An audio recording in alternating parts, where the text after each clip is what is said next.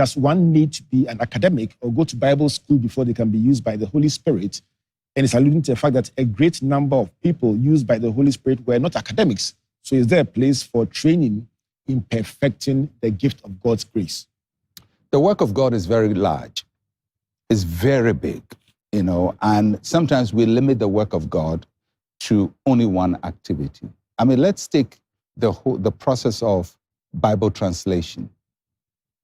For me to read the Bible, somebody had to write it in English because Isaiah was not an Englishman and Jesus wasn't an Englishman. The Bible was written in Hebrew and Aramaic and Greek. That's Old Testament and New Testament. For me to read the Bible now, somebody had to study Greek and know English and know how to translate that language to me. That definitely is a work of the Holy Spirit, but it takes academic qualification to do that.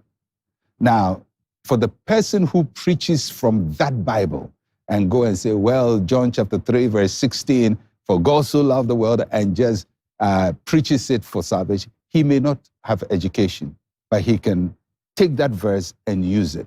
But for that verse to come to him, the Holy Spirit had to use academics. So the work of God is broad, even for the preaching, preaching to different classes of people, intellectuals, people who are agnostics, people who are cynics.